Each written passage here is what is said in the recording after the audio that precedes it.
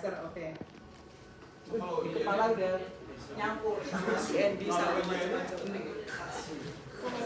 Berapa?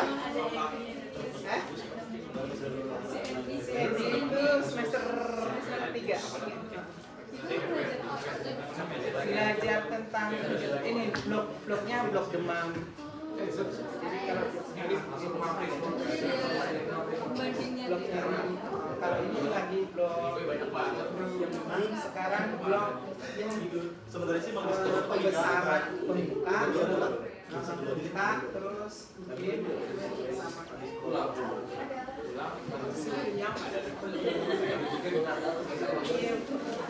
terus jangan dicampur dengan kemarin juga kan belum kenal kan.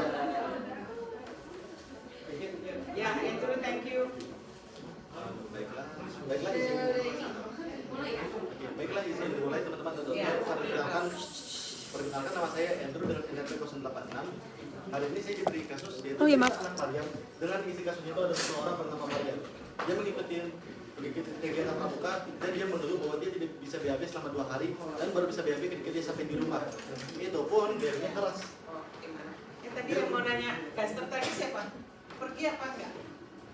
Yang nanya gaster tadi siapa? Nanya gaster. Ya udah, nanti disampaikan di grup terus minta tolong dijawab ya. Iya, kamu ya saya tahu sudah. Silakan anatomi, cuma maksud saya karena tadi terputus kan, nanti biar dijawab di grup ya. Kalau yang WA aja deh. Kamu sambil jalan sambil WA. Ya, udah sana hati-hati. Selamat belajar. Iya. Sorry terus. Izin melanjutkan. Jadi setelah dia melakukan BAB, dia kemudian bertanya kepada tante dia, namanya itu Tante Donita. Dia seorang mahasiswa di Kabupaten PG. Dia bertanya, mengapa sih feses itu berwarna coklat? Tantenya menjawab, itu ada kaitannya dengan terpadu yang dihasilkan dari hepatobiliar atau dari hepar. Dia bertanya lagi, mengapa ketika BAB itu kita harus mengejar? Dia bilangnya itu ada kaitannya dengan dalam mekanisme defekasi yang melibatkan kolon. Lalu dia mengajukan pertanyaan terakhir, yaitu normalnya itu berapa kali sih kita BAB dalam sehari setelah makan? Tantenya bilang 1-3 kali sehari, tapi dia melibatkan mekanisme gastrocolic reflux. Lalu si tantenya itu mengingatkan si Mariam untuk makan sayur dan buah-buahan supaya fesesnya itu lancar keluarnya. Mengapa hal itu bisa terjadi? Saya akan mengelaborasikan apa yang akan terjadi di kasus ini dengan isi presentasi saya tentang tractus digestivus inferior bagian kolon dan juga hepatobiliar. Kita mulai dulu dari anatominya itu. Hepatobiliar itu yaitu sistem yang terdiri dari 2 organ, yaitu hepar dan juga vesica velia. Vesica velia itu kantung empedu, hepar hati. Dimulai dulu dari heparnya dulu itu. Hepar dia terletak di hipokondriak, dia di hipokondriak dekstra dan juga sedikit di epigastrik. Sementara itu untuk vesica velia itu dia terletak juga di hipokondriak dekstra. Mulai dulu dari hepar itu, hepar memiliki 4 lobus. Lobus quadratus, lobus heparis sinistra dan juga lobus heparis dextra. Dia memiliki beberapa ligamen seperti ligamentum teres, ligamentum falciform, ligamentum hepatogastrik yang menghubungkan hepar dengan gaster, dan ligamentum hepatoduodenal. Dia menghubungkan antara si hepar dengan duodenal dan juga melindungi porta triad. Porta triad itu akan saya jelaskan di histologi lebih lengkapnya. Dan hepar memiliki ductus yang namanya itu ductus hepar communis. Lalu habis itu kita lanjut ke vesica velia. Vesica velia itu tadi sudah dibilang kondisi di mana dia memiliki 3 bagian, ada fundus, ada corpus, ada kolum. Kolum ini dia itu terletak dekat dengan ductus cystic. Nanti akan saya jelaskan hubungannya antara ductus ini di bagian sini. Tapi sementara itu kita ketahui dulu ada ductus itu, lalu kita masuk ke kolon. Kolon dia itu memenuhi semua kuadran sini, bilang aja kuadran bawah dan juga kuadran atas, semuanya itu ada bagian-bagian kolonnya. Di mana bagian-bagian kolon itu pertama dari perbatasan yaitu iliosekal, itu ada sphincter iliosekal dari ileum menuju ke sekum. Dari sekum itu inferiornya itu ada appendix vermiformis, lalu superiornya itu ada colon ascendens. Colon ascendens diikuti dengan flexura coli dextra, habis itu bergerak ke sinistra menuju ke flexura coli sinistra atau flexura lienalis, lalu turun ke colon descendens, lalu bergerak sedikit ke kanan itu ke rectum, dan habis itu turun menuju ke anal. Lalu di kolon itu dia memiliki sphincter ani recta, ani interna, dan sphincter ani externa. Mereka akan ada gunanya untuk mekanisme defekasi di sini. Baiklah, itu untuk kolon. Lalu habis itu untuk vaskularisasi dari masing-masing ini, si hepar itu vaskularisasinya itu melalui arteri hepatic propria dan vena hepatic porta. Kalau si vesica velia itu dari arteri dan vena cystic. Sementara untuk kolon itu lewat arteri superior mesenterica dan juga inferior mesenterica. Nanti mereka akan menuju ke vena superior dan juga inferior mesenterica. Lalu untuk parasimpatis dari si hepat dan juga vesica vena itu sama juga dengan kolon sih. Mereka itu melalui truncus valgus. Bedanya itu di simpatisnya.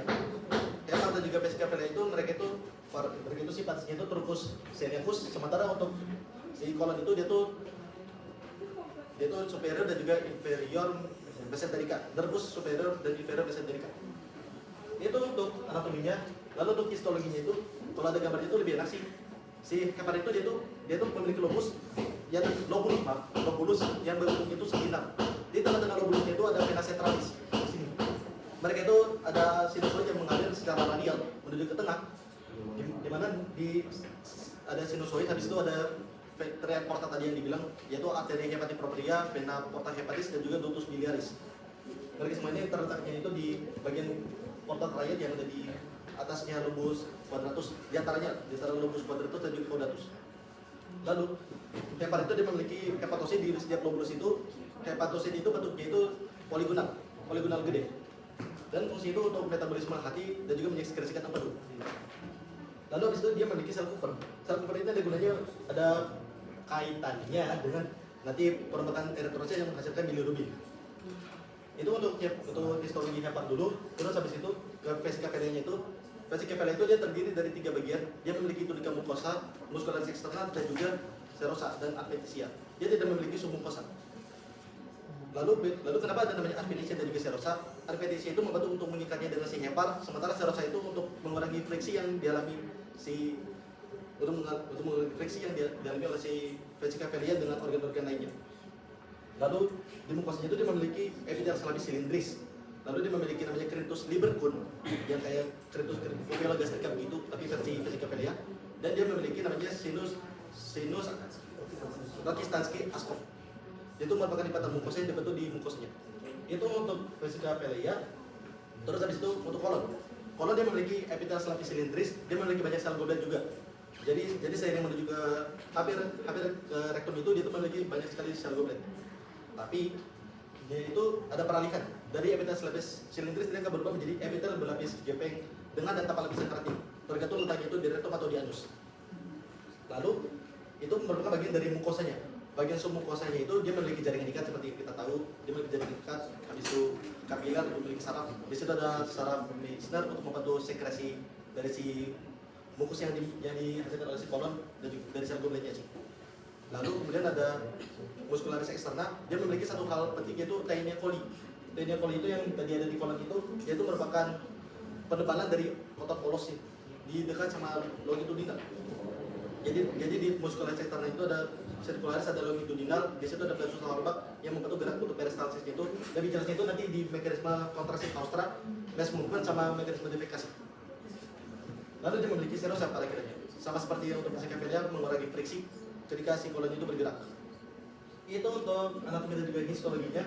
Sekarang kita masuk ke penjelasan lengkapnya dari kasus ini. Saya akan ulas satu persatu, mulai dulu dari mengapa BAB-nya si Maren itu bisa keras dengan hubungannya itu dengan kegiatan pramuka. Jadi mungkin aja ketika kegiatan pramukanya itu kita hanya bisa berasumsi. Asumsinya itu adalah dia itu mengalami dehidrasi. Mengapa dehidrasi? Dehidrasi itu mengambil air. Absorpsi air yang berlebihan itu mungkin aja gara-gara si suhu panas atau dia itu banyak beraktivitas, pokoknya mengeluarkan banyak keringat. Itu mengakibatkan absorpsi airnya tinggi untuk memenuhi kadar air di tubuh. Akibatnya apa? Fesesnya itu jadi itu terlalu kering, terlalu keras. Makanya nanti pupnya itu keras. Oke, itu untuk mengapa dia itu BAB-nya itu bisa keras. Lalu kenapa makan 2 hari? Ada di haustra contraction itu gerakan segmentasi gitu. Gak apa-apa, lanjut. Gerakan segmentasi. Saya takut lupa aja. Gerakan segmentasi itu dia itu gerakan kiri kanan untuk mengabsorpsi air. Mungkin saja karena dia itu memang kurang minum, absorpsi itu jadi makin lama. Jadi dia ketahan selama 2 hari berada di kolon itu sampai akhirnya dia tiba di rumah, dia minum air, lalu habis itu mulai lancar lagi. Itu mungkin penyebab kenapa dia itu juga makan 2 hari untuk keluar. Baiklah, kita lanjut. Berikutnya itu ke mengapa fesesnya itu coklat. Feses coklat itu kaitannya itu ada dengan empedu dari hepatobiliar. Maksudnya itu gimana?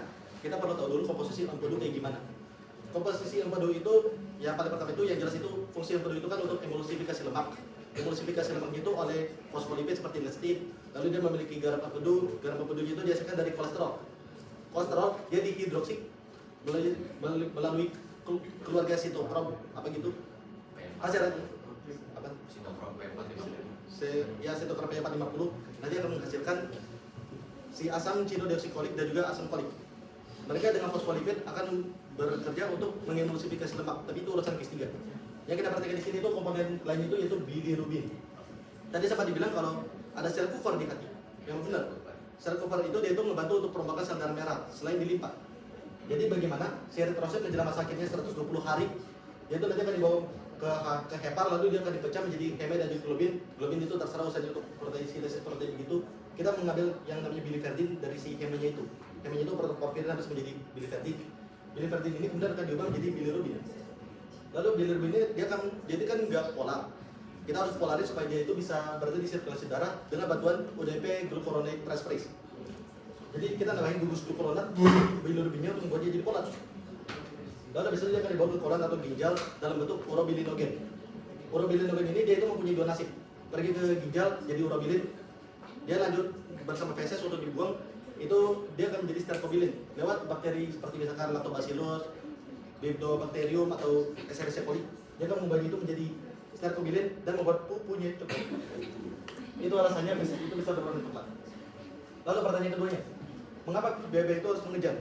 Kita harus tahu dulu kalau kolon dia memiliki fungsi yaitu absorpsi air, absorpsi nutrien, absorpsi elektrolit, dan juga fungsinya itu membawa atau mengevakuasi si feses menuju ke anus untuk dibuang. Bagaimana motilitasnya? Ada 3 tahap. Pertama tahap itu dari si kolon di cecum sampai ke flexura cholidextra, itu mekanisme itu adalah haustra contraction. Tadi udah sempat disinggung ada namanya haustra di sini, haustra sama Taine coli. Gunanya itu buat apa? Jadi mekanisme itu tadi seperti udah bilang itu segmentasi. Kita mengabsorpsi air di situ, kita mengabsorpsi nutrien-nutrien atau elektrolit di situ. Kita mau saja itu jadi keras dulu. Itu mekanisme itu diatur oleh namanya itu distensi atau regangan. Regangan itu akan menyebabkan kontraksi hingga akhirnya si phase-nya itu diatur ke bawah menuju ke kolon transversum. Jadi, nah itu untuk yang mekanisme motilitas haustra contraction. Kontraksi itu seperti bikin pouch gitu, makanya disebutnya itu haustra contraction. Yang paling kayak pouch. Sekarang kita udah tiba di kolon transversum, maka apa yang terjadi berikutnya? Kolon itu udah diabsorpsi airnya. Kita tinggal mengevakuasinya menuju ke rektum atau anus. Jadi kita akan menggunakan yang namanya mass movement. Mass movement ini dia itu melibatkan namanya gastrocolic reflex. Maksudnya itu apa? Begini, makanan dia itu masuk menjadi bolus, habis itu masuk ke gaster. Di gaster dia mengambil 2 nasib. Dia akan melakukan 2 hal. Satu, lewat sel endokrin yang sel gastrin itu dia menghasilkan gastrin. Gastrin akan menstimulasi gerakan mass movement itu. Dan satu lagi itu adalah si gaster mengalami distensi. Distensi itu sama aja kayak ketika dia mengeluarkan gastrin, hasil akhirnya itu akan jadi mass movement. Mass movement yang mendorong makanan kira-kira 20 cm. Bisa kebayang kira-kira kayak nggak tahu sih ini seberapa kali sih kalau ini katanya itu bisa 3-5 kali terjadi mass movement itu, mungkin bagian itu sekitar 60-100 cm. Itu didorong makanannya itu hingga menuju ke antara si kolon dan juga rektum. Nah itu ketika bagian si defekasi ini bekerja, defekasi ini akan menjawab pertanyaan mengapa dia itu harus mengejar. Kalau tadi gastrocolic reflex itu dia itu menjawab normanya itu berapa kali BAB, ada namanya gastrocolic reflex. Itu menjelaskan ya arti gastrocolic reflex itu kayak gimana dan mekanismenya itu hingga dibawa ke rektum. Sekarang mengapa dia mengejar? Kita udah sampai makanan si feses itu udah sampai ke bagian rektum dan juga anus. Tapi dia masih belum keluar. Itu udah mengirim alarm dulu untuk pergi ke toilet. Jadi selagi bir-bir pergi ke toilet, di sini kita akan melakukan namanya mekanisme defekasi.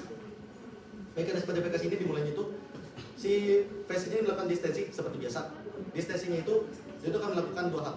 Dia akan merelaksasi sphincter yang ada di sini, sphincter ani eksterna dan juga interna. Dan setelah itu dia akan menstimulasi levator ani, musculus levator ani untuk mengangkat si anusnya atau melevasi si anusnya sehingga pupunya itu bisa masuk keluar. Gitu kira-kira tuh defekasinya. Tapi ini beda cerita dengan kasusnya si Mariam. Mariam dia bilang fesesnya itu keras. Lalu apa yang terjadi? Dia mengejar. Mengejar itu maksudnya kayak gimana? Jadi di sini ada mekanisme tambahan yaitu kita tuh kayak mau mengeluarkan secara paksa si fesesnya itu nggak kayak biasanya kita dut gitu aja. Jadi caranya bagaimana? Pertama kita akan membahas dulu dari trakea. Trakea memiliki namanya glotis atau pita suara. Glotis ini bakal menutup. Nggak tahu juga apa glotisnya bakal turun juga. tapi pokoknya gluteus yang menurun, dia menutup mengakibatkan tekanan intraabdominalnya meningkat. Tekanannya meningkat menyebabkan ekspirasi paksa itu itu jadi dimungkinkan sehingga bisa mendorong si vesanya itu melalui mekanisme mengejar. Itu untuk menjawab pertanyaan kedua dan juga ketiganya. Lalu terakhir mengenai nasihat Tante Donita itu tentang makan sayur dan buah-buahan bisa memperlancar gerak vesanya itu bagaimana? Kita perlu tahu dulu kalau sayur dia itu nggak bisa diurai karena sayur itu memiliki komponen namanya itu beta amilase. Beta amilase itu hanya bisa diurai oleh namanya enzim beta amilase yang kita nggak punya. Kita punya itu alpha amilase. Oleh karena itu sayur itu kebanyakan itu dalam bentuk utuh. Karena itu dia itu akan mengakibatkan distensi. Karena kotak permukaannya itu luas, distensi itu akan memudahkan si sayurnya itu untuk bergerak lebih cepat. Akibatnya itu apa? Absorpsinya itu juga sedang aja. Absorpsinya itu nggak kurang, nggak lebih. Akhirnya vesanya itu juga menjadi bagus. Itu alasannya makan sayur dan buah-buahan bisa membuat vesanya itu lancar geraknya. Dan sekian presentasi dari saya. Kalau BAB sulit, BAB-nya sulit, itu ada organ yang berkaitan sama itu apa? Itu apa namanya?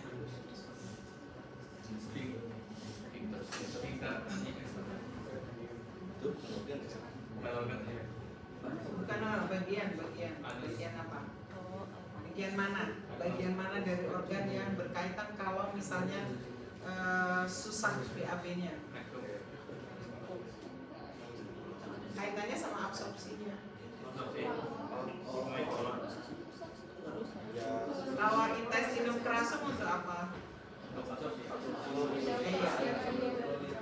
Jadi kaitannya sama itu.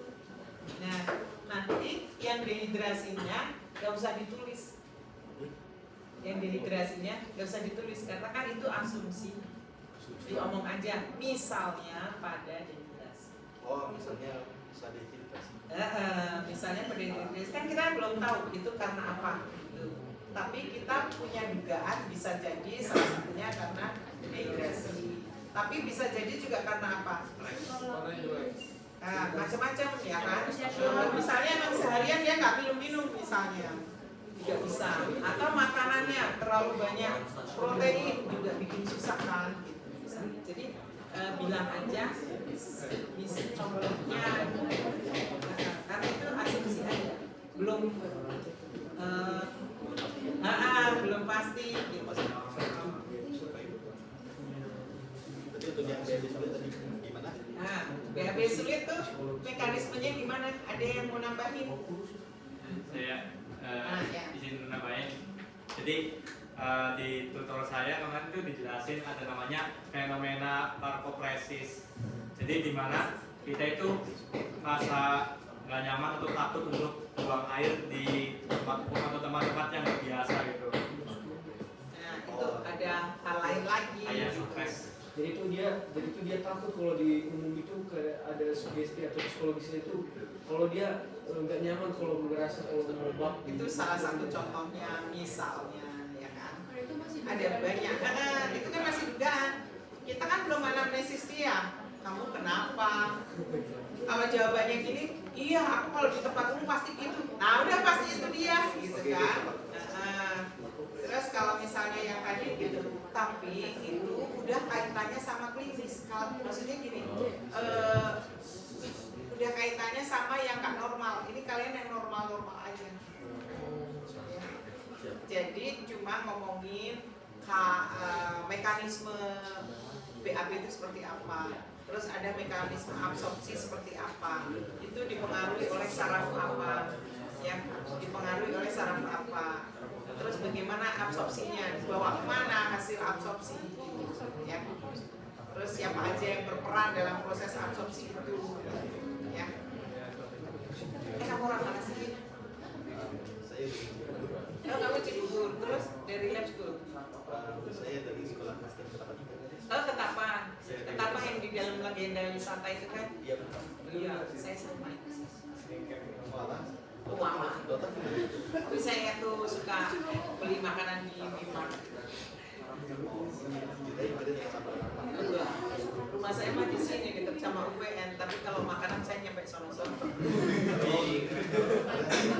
Bukan, kan kalau dari rumah saya cuma tol, terus keluar dari Cibubur. Iya. Tol Kukusan, udah Cibubur kan. Jadi tempat makan yang udah rada beda, harganya masih terjangkau. Ke pasar itu tuh, pasar Pekis itu saya juga senang ada soto yang orang Semarang.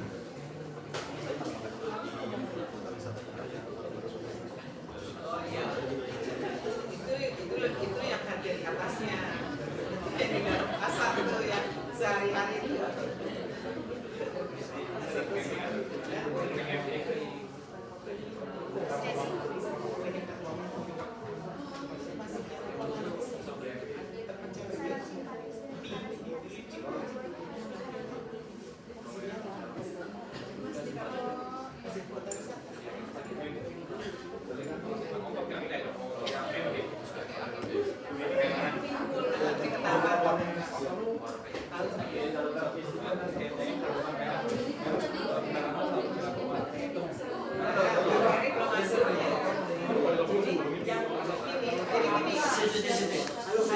Jadi gini, saya lihat dia model detail. Terus tadi siapa tadi yang ngomongin yang dia ya, yang nanya tadi, yang tadi siapa dia apa bukan sih?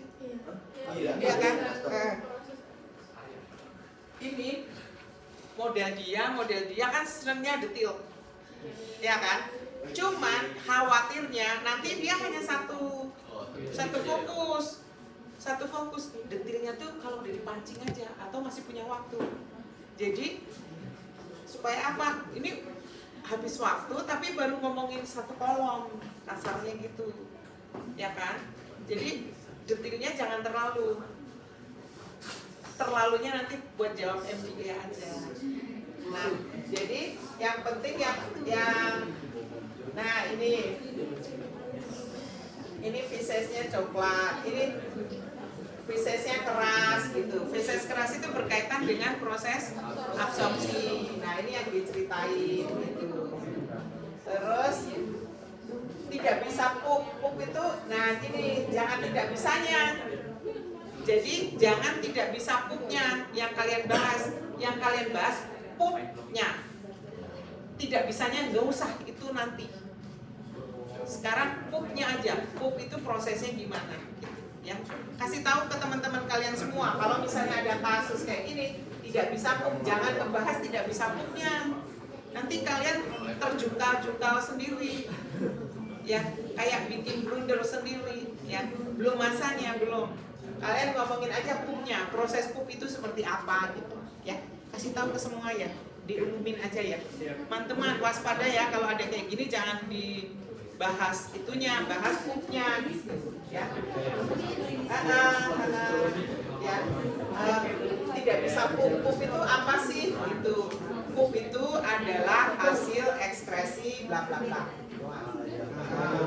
Misalnya terus pup, orang bisa pup karena ada mekanisme refleks defekasi. Refleks defekasi adalah bla bla bla kayak gitu ya. Ya. Andrew ketapang. Si kakakmu itu juga ketapang loh. Iya, Kak Samantha. Kakak kelasmu ya? Iya. Oke.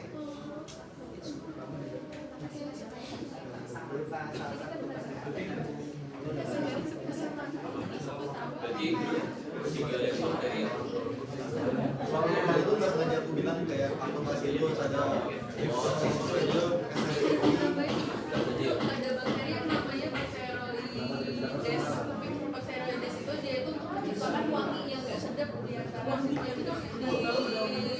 feses itu. Bacteroides ya. Sama ada E. coli itu untuk pembusukan di feses. oh itu pas kalau itu semua Eritrosin kalau ukuran darah kakek udah 120 ke atas, ntar dia udah gak fleksibel dia bakal dengan fleksibel dia bakal terpanggil kapilaris musuh itu dia ada celah-celah jadi kapilaris musuh dia punya celah. Nah, ketika si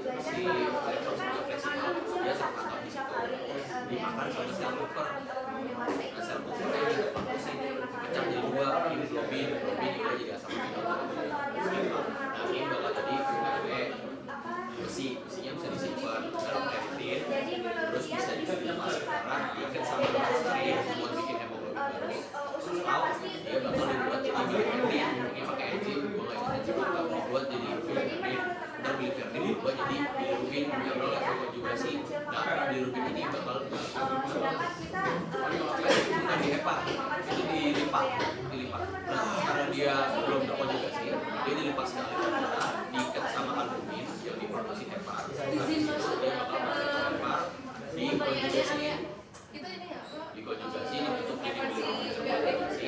Sebenarnya Pakai ini kan kalau dari UDPGT, uritidin di jelek jadi sama UDPGT. BAB itu dia nggak mencapai tadi jadi nggak melulu kayak udah bentuk konjugasi, karena yang dia tadi bakal diseksikan masuk ke plastik sama makanya itu ada pada sama BAB sendiri dia dengan bakteri dia bakal diubah jadi urobidogen.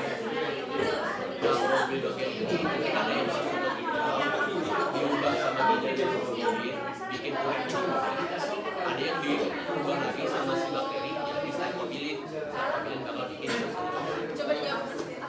Oke. Dokter Nikmat. jadi buat bilirubin ini sebenarnya bisa jadi kalau yang utamanya itu limpa, terus hepat sama bilirubin tulang merah. Ya kalau limpa hepat aja, kalau limpa itu tadi dari infeksi limpa, kalau yang pasti orang sendiri itu jadi karena sel keluar dia bakal berubah jadi bilirubin, bakal jadi bilirubin langsung di hepatositnya. Hemoglobin itu jadi Iya, bilirubin dulu, baru bilirubin.